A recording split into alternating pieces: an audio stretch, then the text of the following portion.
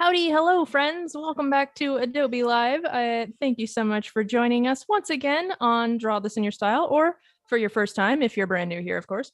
Hello, Biola. Urkamet is my husband, CJ. If you guys didn't know, he is running production right now. So, woohoo, the famous Urkamet. Sam, Corey, Steve, welcome. Hello. Thank you guys so much for popping in with us today. We are joined today during the stream by the lovely artist and illustrator, Elena Comte. How are you doing today, Elena? Hi, I'm doing very well, thank you. Yeah, of course.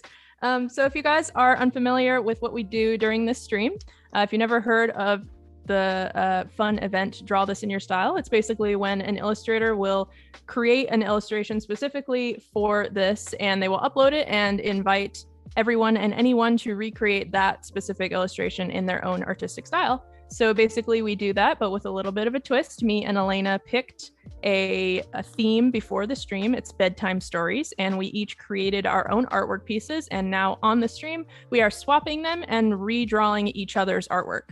But before we get into that, I will give it over to Elena for a minute so she can give you guys an idea of who she is and what kind of artwork she creates, and we'll take a look at her portfolio.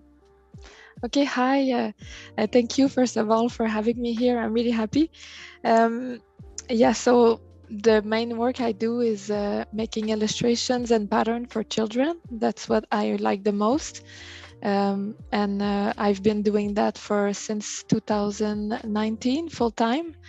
I live in the Netherlands, but I'm from Canada, from the French speaking province, Quebec. That's awesome. I just love your work. As we mentioned yesterday, it's just so beautiful. Your very soft, warm color palettes are just so inviting and beautiful, and just perfect for children's rooms and children's books and just children's media in general. I just love your work so much. Your textures are so beautiful. Thank you very much. Yeah, just taking a look at some of her pieces here. If you guys want to check out more of her work, you can go follow her on Instagram, or check out her website as well. She's also on Behance as well if you want to take a look at that. Well, without further ado, I think we will head over to Photoshop and Fresco. I'm working in Photoshop. Elena is in Fresco on the iPad. And so I will show you guys before we get started both of our pieces. So this piece above me was created by Elena, and this is the one that I am recreating. And this one was drawn by me, and this is the one that Elena is recreating. So yesterday we did our sketches, and so today we're going to be adding color. Yes, I changed mine a little bit since yesterday because I found my rabbit that was looking too much like yours, and I didn't know how to make it different. So I tried a cat and I didn't really like it, so I changed for a fox, and then I changed the carrots because it didn't fit anymore. So I put leaves. So I think now it's more towards the forest. So yeah, it looks really cute. I noticed that because you posted your sketch on your Instagram today, and I saw the little changes that you did offline, and I really love the leaves on the rug. It looks so adorable. I love it. Okay, great, thank you. So in terms of your color process, how do you go about choosing colors? I see you have some colors swatched on your artwork there. Yeah, for the past, I would say, I think 2 months, I've really narrowed down the colors I like the most and the ones I'm sure I don't want to use. So I try to use these main colors all the time. So I just pick colors in my previous artwork most of the time.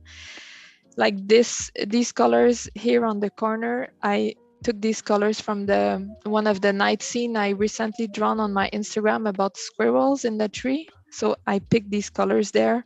So I will try to use these ones for this. So yeah, and if it's a complex scene, I try a small thumbnails and I try to put the colors to see if they fit. Otherwise, I have to change colors of the layers all the time, and it takes me too much time. So this is why, if it's complex, I try before I start the final illustration. Mm-hmm.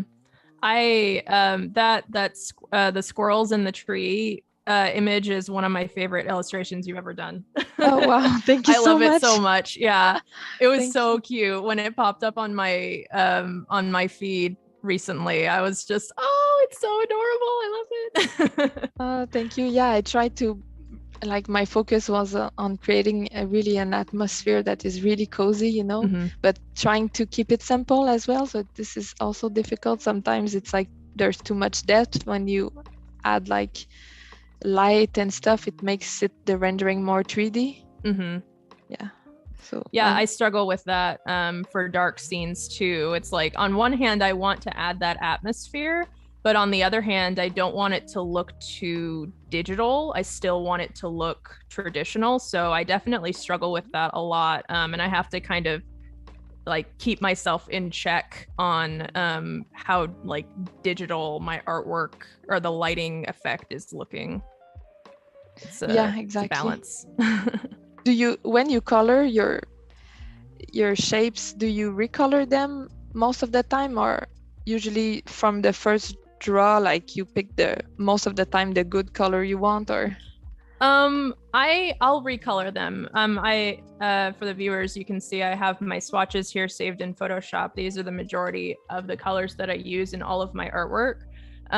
So sometimes I will just put down a color, and if I don't like it, then I'll use the lock transparency technique to just brush right over it. So if I lock the transparency, I can just brush right over this and change the color really quickly. Okay. Yeah. And I use solid colors for the most part. I don't really add much shading, so it makes it really easy for me to just switch my colors whenever I need to. Okay. Yes. Yeah. I don't really plan my colors ahead of time. I don't really ever do color thumbnailing. I feel like part of me feels like I should do that because that's kind of like the right way to do it, or quote unquote the right way to do it. But I don't know. I've just never felt like I needed to. Just because I do digital art, I can just change it at any time. So yeah, I guess whatever workflow works best for you as an artist. Yeah, exactly. Because I also don't do that all the time. It's just when I have so many elements, and if the silhouette is not that clear, then, like, for example, the fox is in the bed, so we don't see any outline of the animal, but it's the main focus. So then I know I have to make the animal pop, you know, from the first time they have to look at that. So then I need more planning. Right. Yeah, definitely. You need to be able to add that contrast in there to be able to make the character pop. Yeah.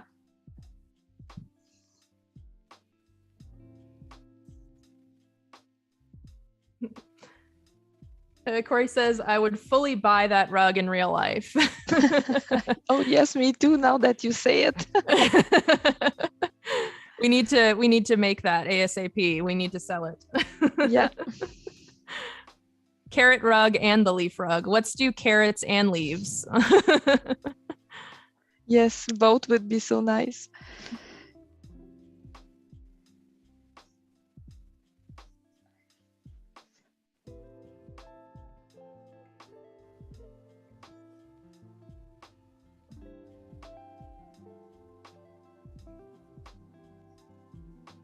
Marangwa, welcome back to the wow, I can't talk. I'm so sorry. Welcome back to the stream. It was so nice to see you here earlier in Adobe Live as well. I saw you in the chat when I was moderating. It's good to have you back. Thank you so much for joining us again.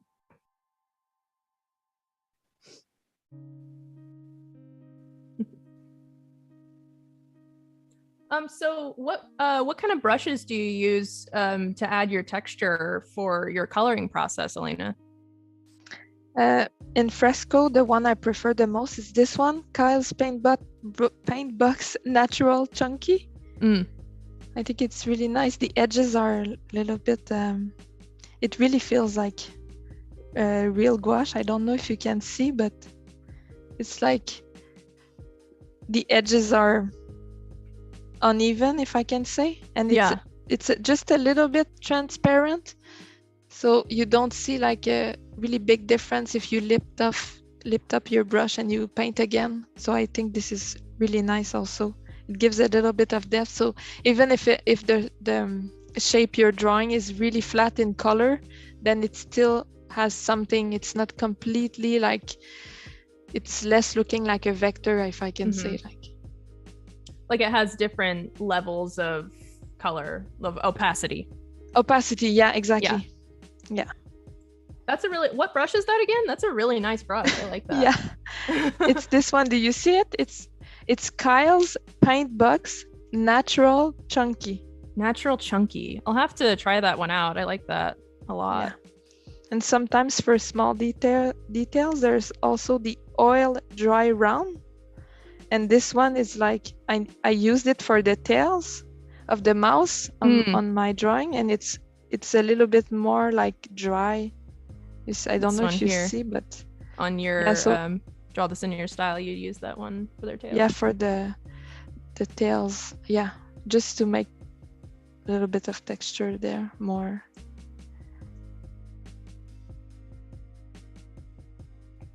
Yeah, those are really nice. Kyle has some really nice brushes. Yes.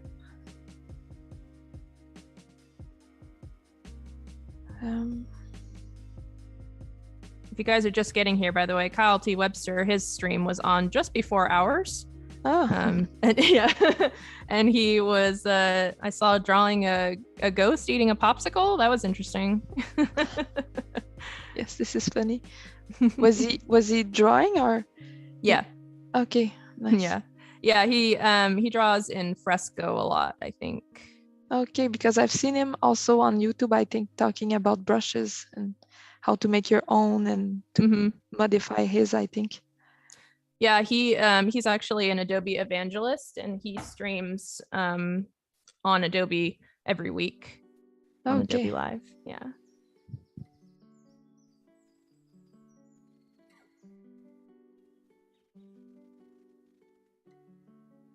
I noticed in your work too, Elena, that it seems like you tend to avoid black. Do you ever use pure black or pure white in your work?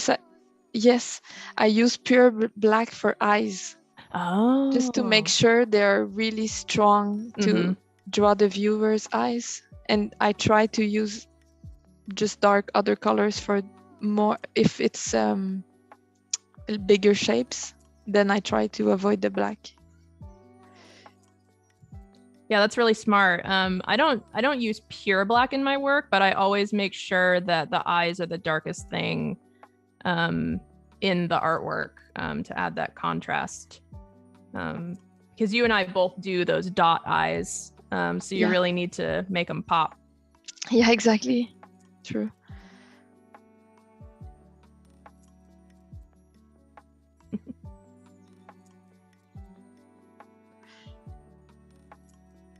Have any of you guys in the chat been making any Halloween artwork lately?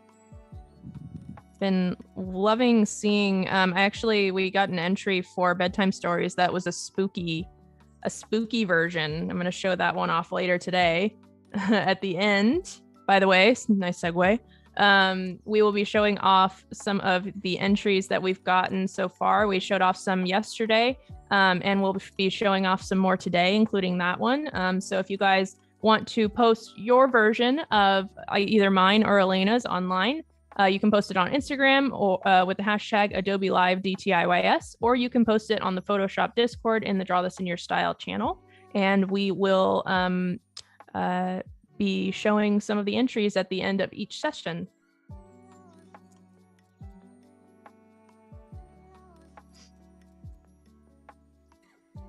Okay.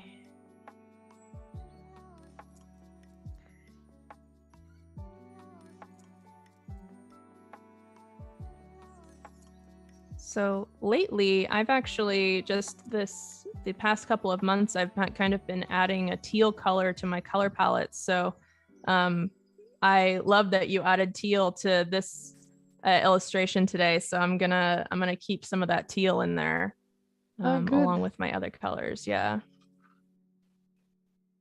How did you find drawing the two characters in the chair? It wasn't too bad actually. I didn't. I practically finished it before the stream was over yesterday. I only needed to clean it up a little bit, a little bit this morning. But for the most part, I was pretty surprised at how easily it came along, because I usually have difficulty with sitting poses. Okay. Yeah, but it worked out pretty well. So. Yes, I really like it. It's really nice. Thank you. I like the legs also, how they are like rectangle in a way. They are the same width, you say? Yeah, I like that. Yeah, that's kind of just how I draw all of my characters' legs. I didn't used to, but I started doing that probably just like a couple of years ago, and it just kind of became a part of my style, where my characters' legs are just straight rectangles.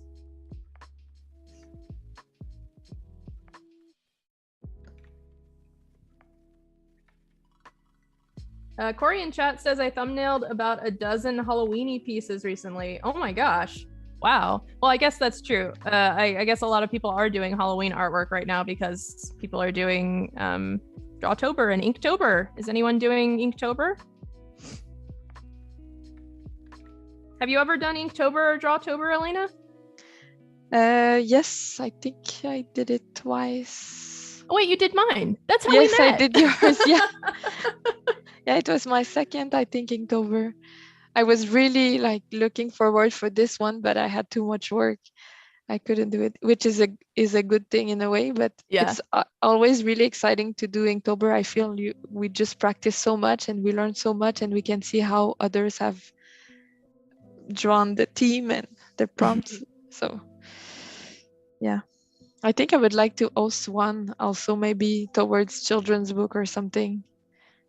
But since you have to draw one illustration every day, like I feel it, illustrations for children usually they are more like scenes, so 30 or 31 illustrations, it's a lot. You'd be practically drawing an entire book. Yeah, by the end of the that's month.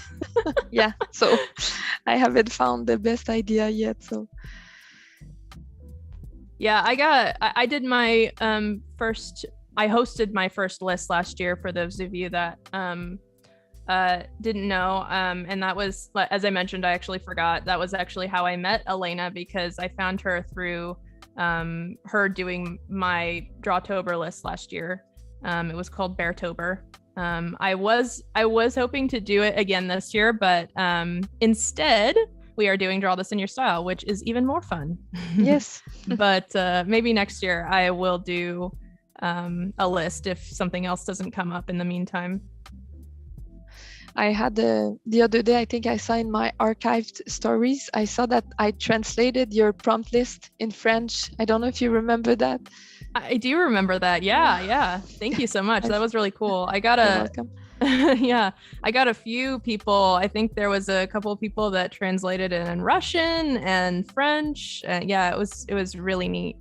It was so much fun to see how many people participated in that last year. It was very fun. Yeah, you had good ideas for prompts. Like I felt like I could do this, and it was still really inspiring and like not too difficult, not too simple. I think it was nice. Oh, thank you. I'm glad you enjoyed it.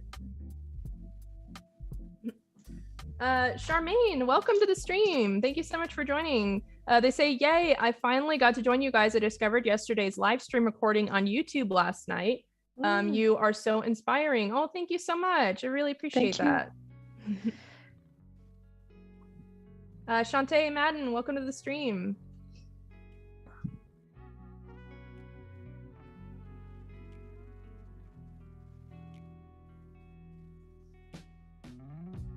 Corey says, I've always wanted to do Drawtober, but I tend to bite off more than I can chew around the same time this year. You really got to pace yourself with Drawtober. You can't, I think a lot of people have a tendency, like the first week, they do really detailed artwork pieces and then it dies out. Yeah, it's a marathon. Difficult. Yeah.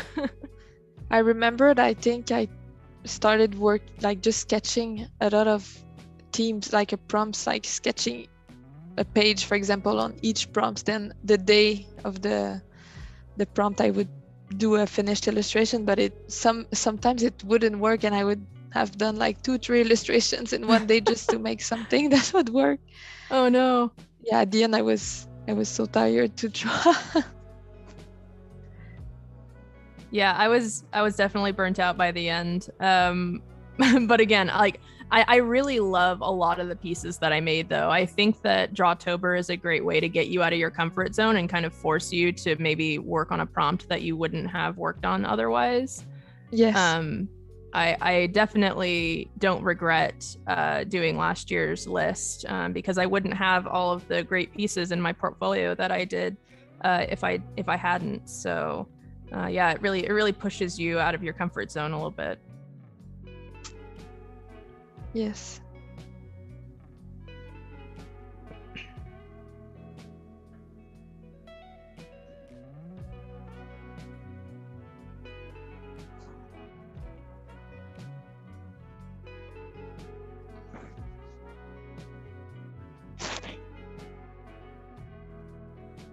I love the pink and blue combo you have going on. That's really beautiful.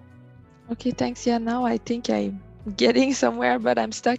Usually when I do this, I have to think so much, and I have to just take a lot of time and just imagine in my head, like if I change this color, or I will try another one, I think. Oops, it's outside my... I'm not sure.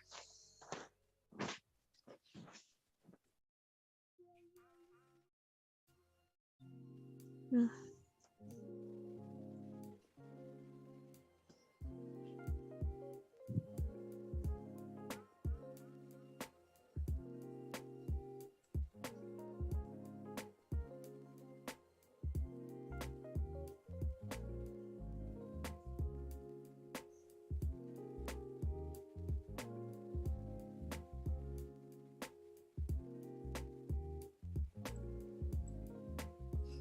I think I might steal my color palette from one of my other draw this in your styles that I did because this one has teal in it. So I think I might take this color palette and use it in this one.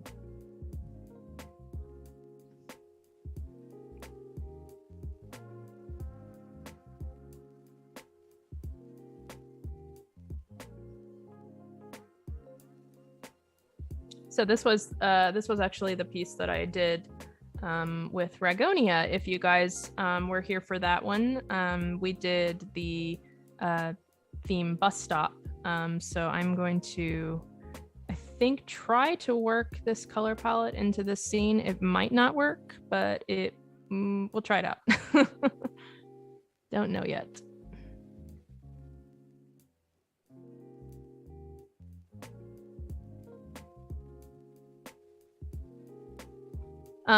For those of you that in chat, are you guys like color thumbnailers? Do you do a lot of planning for your color ahead of time, or do you kind of just throw things down and see what works and just kind of go from there?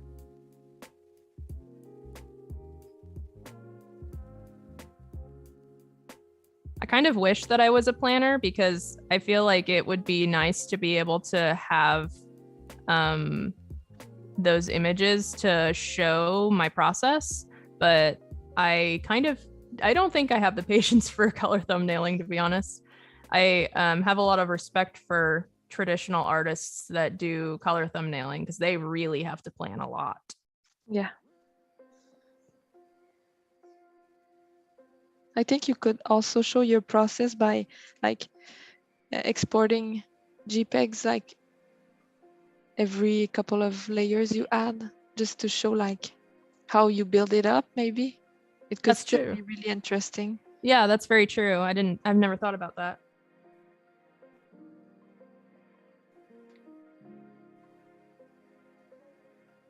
I also export the time lapse a lot of the time too, because Fresco, I don't know if you know this, Elena, but Fresco automatically captures a time lapse. So when you go to the export section, you can export the time lapse of your work. Yes, I've tried it before. It works well. Yeah, it's really convenient for like posting on Instagram and stuff like that. It helps a lot.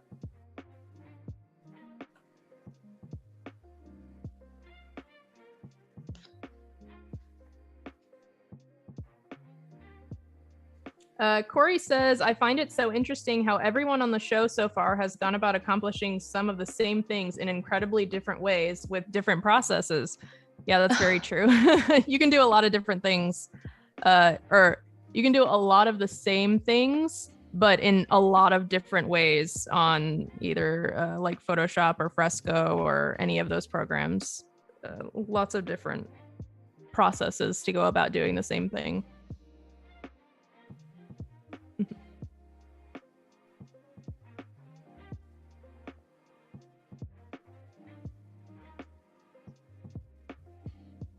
I changed, Elena had a flower in her little picture here, and I changed it to a piece of cheese. Oh, so cute. This is mice. a good idea. It's amazing.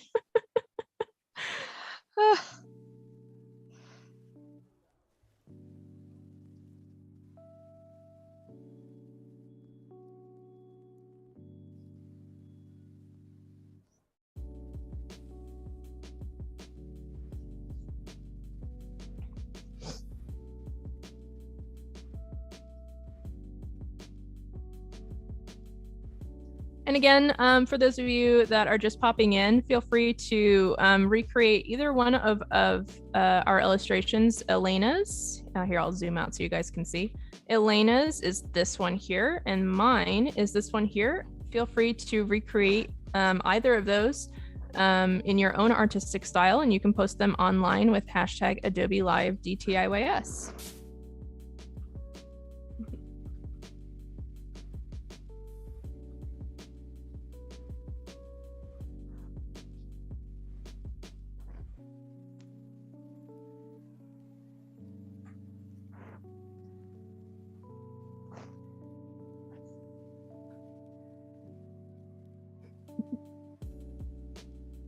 Urkamet in chat says, I love animal characters with silly furnishings, like the cheese picture. Yeah. Or Elena's snail lamp. It's very cute. Yes, this is fun. Huh? This is also fun for us to imagine things like this, and it's also fun for the viewer. Yeah, definitely. When I live stream my work, a lot of the time my viewers will come up with backstories for my characters in the chat room, which is a lot of fun to see everyone's different thought process behind the artwork that I'm creating, or what thoughts my artwork is provoking in other people and how people perceive it. It's really fun to see the different stories that they'll come up with on what the characters are doing, or what they would normally do throughout the day or something like that. It's fun.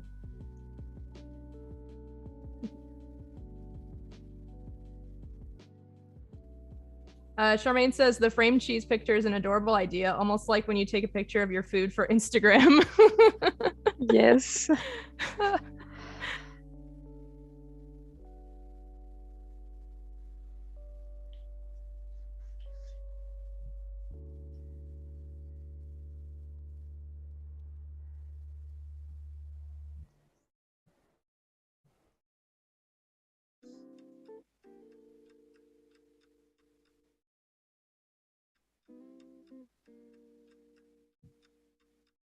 I have another question for everyone in chat. What are your favorite, or is your favorite color to work with? Like, what's that color that you pretty much always have in your artwork no matter what? What about you, Elena? Is there one color that you kind of always have in your artwork? Yeah, I prefer these the oranges here, like brown oranges. These are my favorite colors. So I try to put them in the center, in the like for example, this is also why I chose a fox, because I knew the color was orange, you know. So I try to put them in the main focus, and then I try to use the other one just to help them pop more, the other colors. Yeah, that's really clever. Like making like putting your character as the warm color to kind of make it pop from the cool colors. Yeah. Yeah.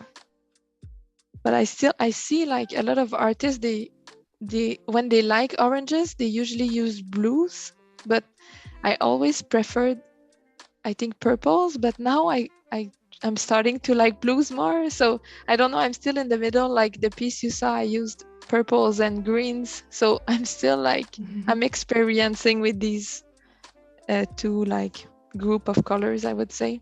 But I think they also fit all together in a way in my feed. I think because of the oranges that are in both like groups of colors, it still fits and it makes a more like a larger range of colors, if I can say. Mm-hmm. Yeah, because I feel like I've seen in your work that you use also a lot of brown, and even in the piece you did with the air balloon, like I don't think you used blues, right? There was no blue. No, and when I do use blue, it's actually gray. But all of the other colors around it are so warm, it makes the gray look blue. Okay. Yeah, so like this color that I have here is the blue that I have in my palette, but it's actually gray. Like I can bring this slider over here so the viewers can see. The saturation is pretty much all the way completely down. But if you go on my Instagram and see any blue in my artwork, it's this color right here, even though it's like pure gray. Okay, yeah. Yeah. Okay. Yeah, that's what I was wondering, because I like to draw themes according to the season. I feel really inspired by seasons. So I felt like every season that would change, I would change my color palette completely, like all over again every season. And I was like, okay, now I just need to choose and just to stick with it. But then I felt, but if I want to portray the mood of like the early spring and like the green from the spring, then I won't be able to do it. So I just felt like, then I'm so restricted with my colors. But then I think I found the colors I chose now for the past 2 months. I tried them in a couple of different kind of illustrations and seasons, and so far I'm able to do a pretty wide range of moods and scenes. So I'm still figuring this out, but I would still like to stay in a restricted color palette like you did, like you use. I think it also like shares a mood like in itself, like the mood of your art style. Yeah, I agree with that, and I definitely agree that I can relate that I'm very inspired by the seasons. Also, a lot of the time, like in the summertime, I don't ever really feel all that inspired to create artwork, so I kind of go through a dry spell of just not creating artwork. But then the second that autumn hits, I'm like making artwork like crazy. Yeah. Oh my god, me too. When fall comes, I'm like, I just want to draw so many things, and I cannot just keep up. Yeah, totally agree. Are any of you guys in chat inspired by the seasons for your artwork? And if so, what season are you most inspired by? Yeah, I'm really interested to learn about that.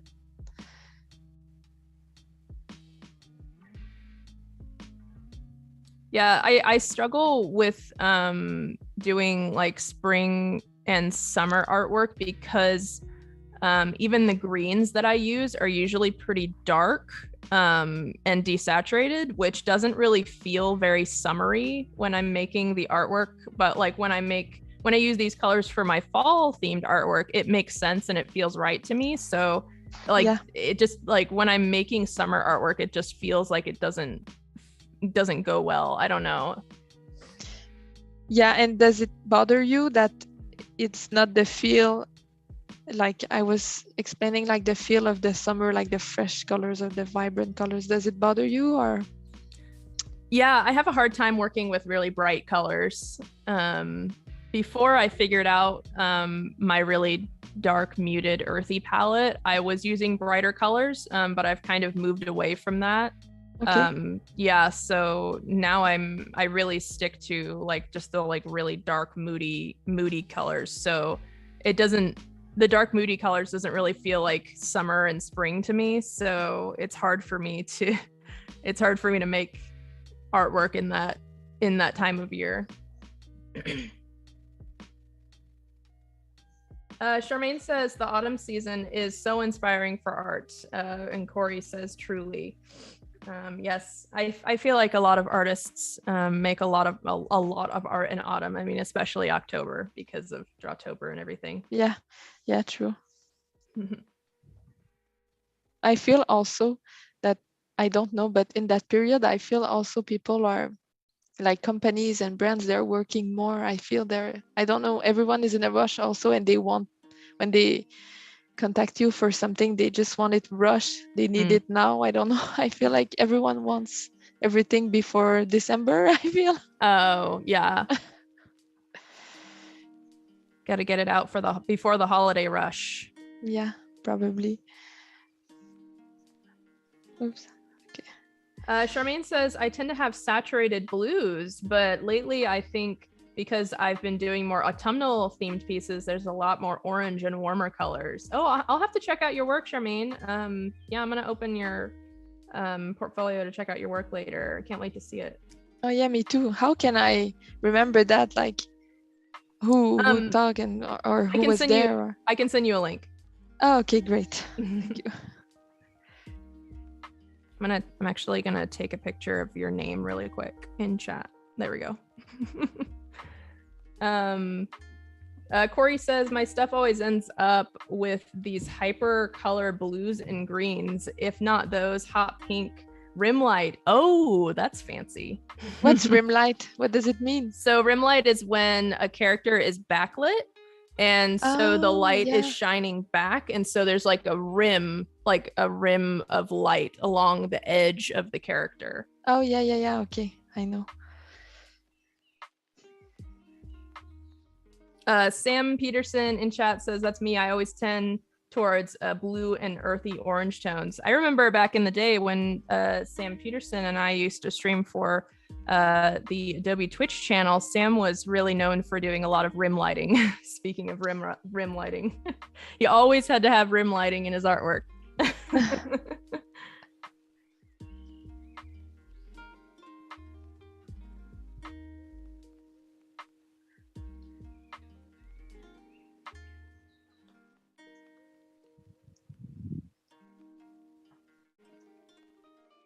I wanted to remind everyone also, we are going to be having a one-off episode of Draw This in Your Style next week. Next week is Adobe MAX.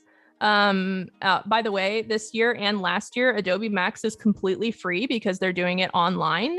So you can register and you can kind of create your own schedule on the Adobe MAX website, just so you know like what session is when. But on Monday, we're, I think, Doodle Therapy, Office Hours, Draw This in Your Style. I think a couple other shows are going to be on Monday too, but we are having a one-off episode on Monday with Corey Cox in chat, the artist Corey Cox, the famous artist Corey Cox. Yeah, so check back on Instagram too. We'll announce what our theme is going to be, and it's very Halloween-y, by the way. Oh.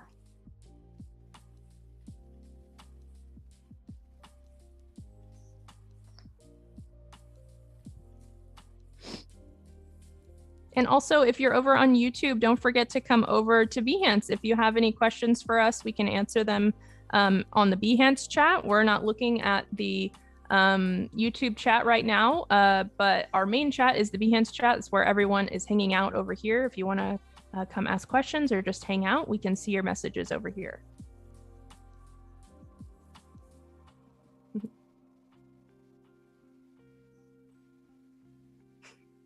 Corey says, I might have learned a thing or two from Sam about rim lighting on Twitch forever ago. That's great. Hey, Annika, welcome to the stream. How are you doing?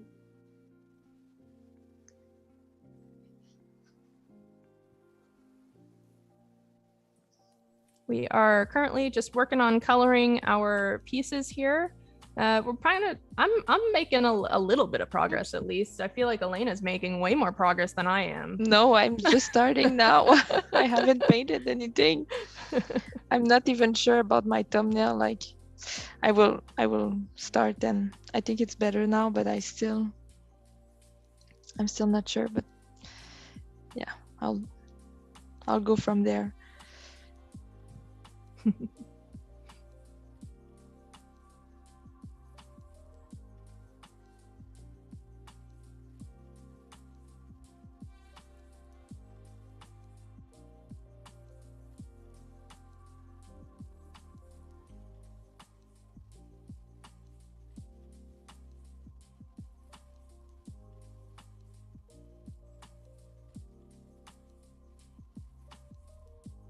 Do you have a favorite animal to draw, Elena? When you're drawing your animal characters, is there one that you like drawing the most? I notice I tend to draw cats a lot, but I don't know, like I like all animals, so I don't know why I draw cats more. That's actually something I'm trying to be more aware of. I'm trying to find what animals I really want to draw all the times that I want to be associated with my style. And I think I go more towards a forest animal because I just like the forest so much and it's such a big inspiration for me. So I think I'll try to add more of forest animals. Yeah, absolutely. What about you? Bears. Bears? Well, yeah. So I think a lot of people think that my nickname Codi Bear has to do with my artwork, and funny enough, it actually doesn't. It's just been my nickname since I was like 3 years old. My parents gave me the nickname, and I just happen to also really like bears, so it just kind of worked out that way. Yeah, it's just so perfect for you.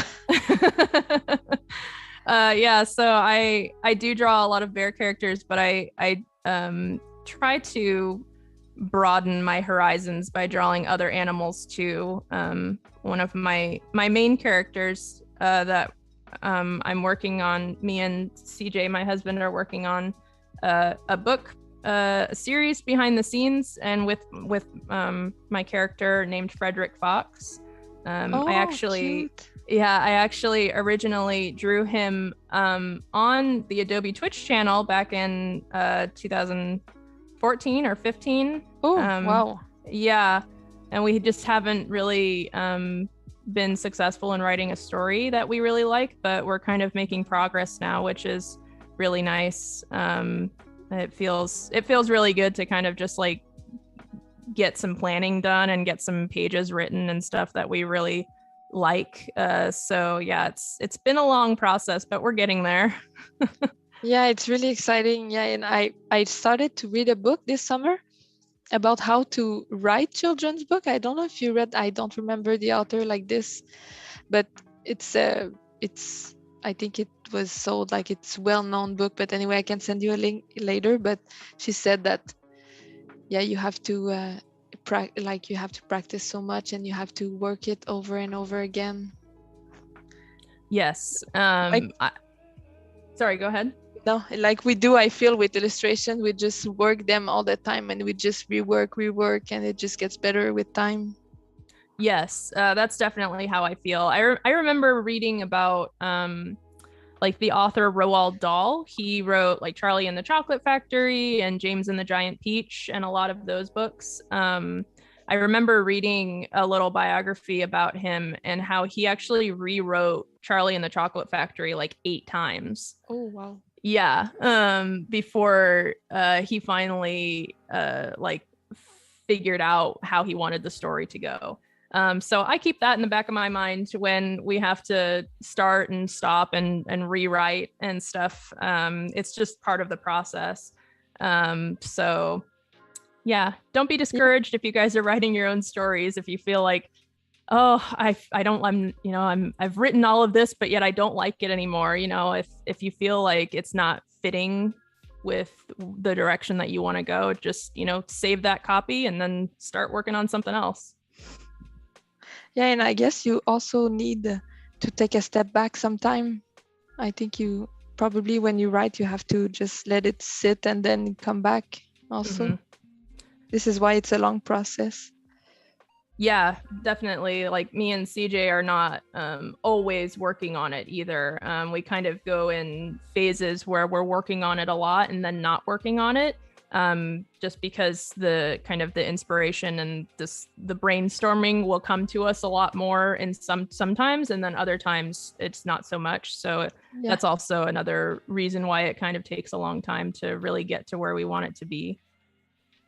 And are you planning to do a picture book, like a 32 pages, a picture book? No, actually, we were planning on maybe doing an illustrated young child chapter book. Yeah, okay, yeah, so it's definitely going to be longer than a picture book. It's kind of more along the lines of like a young reader chapter book, but with illustrations in it too.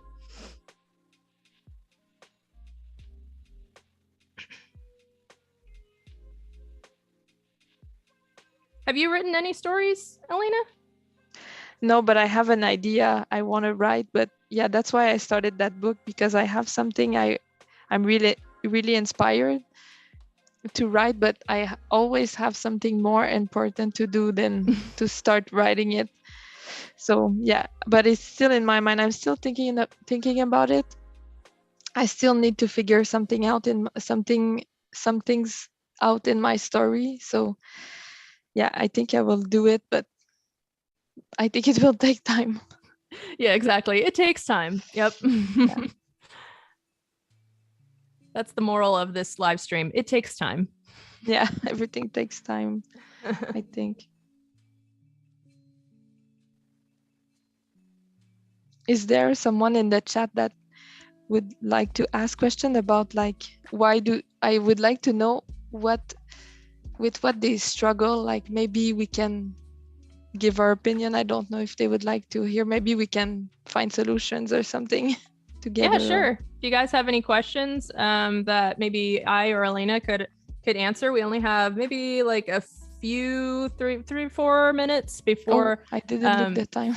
I know, before we're gonna go look at entries. But if you guys have any last minute questions that you would like answered, I know this stream goes by so fast. But yeah, we can just chat and maybe help you guys figure out anything that you're struggling with.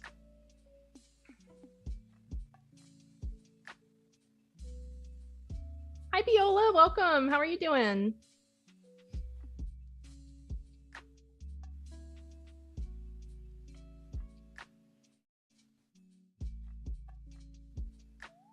People in chat are agreeing that writing is hard. It is.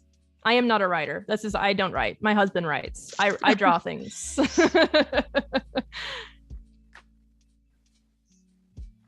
I have ideas, but I cannot put them into words. I just tell him about it and he writes it.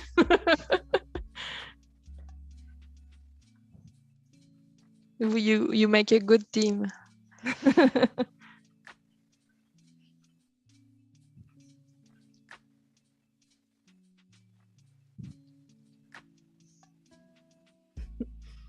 He just said, that's how I feel about drawing. I can think of art, I just can't draw it.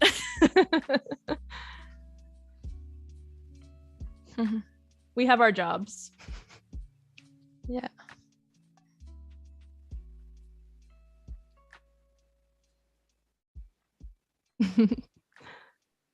Oh, that's okay, Viola. It happens all the time, especially because autocorrect just autocorrects usually my name with a Y. So I get that a lot in chat. People spelling my name with a Y. It happens.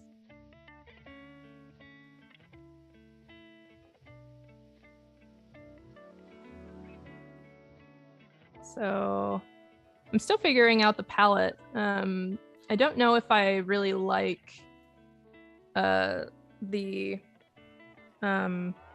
wood stove as this brown color, just because it's like the same color as the chair. So that's probably something I'll have to figure out offline after the stream's over. But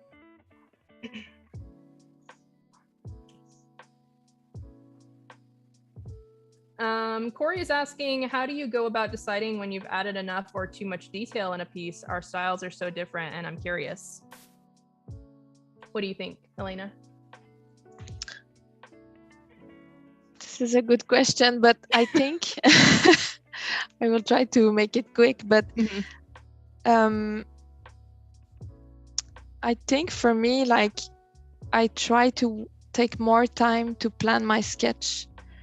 Then I try to ask the same questions to myself, like, is it a clear reading? Is it like a minimalist enough? Is it enough to suggest something, like I said, things I said yesterday as well? And then when I color, I also try to keep it minimal. And if my sketch is well done, usually it doesn't go on, and I don't waste time later. So I feel this is, and when to stop, I feel that it's almost decided with the way I sketched. Because if I just color, I can add more. But I also feel like, for me, I like when it's well organized. So if it feels crowded for me, if I feel kind of a stress in my emotion when I look at it, so then it's too much. Then I try to just connect with, does it feels like clean and minimal and airy and just relaxing for me to look at it or not? I think that would be it, maybe. So basically, it's just like a feeling that you have intuitively. I think. But I still plan it at the sketching part. So I still think a lot when I position everything. And then at the end, it's mostly I just confirm with a feeling that it's enough, if I can say. Yeah. What that about makes you? A lot of sense. I would answer, but sadly we are out of time. So we are going to head over for the last few minutes and check out entries, because I really want to show off some of those entries to you guys, because there's been some really fun ones. Even just right before the stream started, we had some more coming in. This one here was the spooky one that I was talking about. So cute. I love that they added little leaves and stuff on the pattern of the bed. Yeah, very cute. I really like the light of the moon. I think there's like it's small on my screen, but it looks like there's a lightning from the window. It's nice. Yeah, like a beam of light coming through the window. Yeah, beam of light. Yeah, that's what I wanted to say. They have a flashlight too. So cute. Oh. This one was really beautiful. This one just came in a few hours ago, right before the stream. Really beautiful watercolor textures on this one. Yes, and the mood is so, like, we feel it during the night, and it's so calm in the piece, like in the room. Huh? Yeah, although reflection, like the light reflection from the window on the wall is really beautiful. Yeah, and here's an example of rim lighting, actually. The rim lighting on the bears and the characters, because the moon is behind it. It's really beautiful. And then a little chubby little dog here. So cute. Yeah, this one only got like a minute left or so, but this one is another really cute one that was done of my pirate bear, the pirate ship. I really liked the brown tones on this one. It's really beautiful. And they did the skull as a bear head, which I thought was really cute. All right, you guys. Well, if you want to, I know I kind of cut this session a little bit short here, looking at entries at the end, but if you guys want to check out the entries yourselves, you can always just go on Instagram to the hashtag Adobe Live DTIYS, and you can check out all of these amazing artists here. Oh, they're so cute. This one has so much detail in it. A lot, really, really beautiful. But yeah, thank you guys so much for watching today. Again, if you guys would like to recreate our artworks, you can post it on Instagram or on the Photoshop Discord in the Draw This in Your Style channel. And if you guys would like to follow Elena, you can check out her Instagram. And thank you so much for joining us, Elena. It was a lot of fun. Yeah, thank you so much for having me. Yeah, of course. Yes, and thank you for everyone that came to the the chat. It was nice. Yeah, thank you guys so much for hanging out with us today. And again, don't forget that we will have a one-off episode on Monday as well. So yeah, I hope you all have a wonderful evening, and we will see you guys next time. Thanks for watching. Bye. Bye. Bye.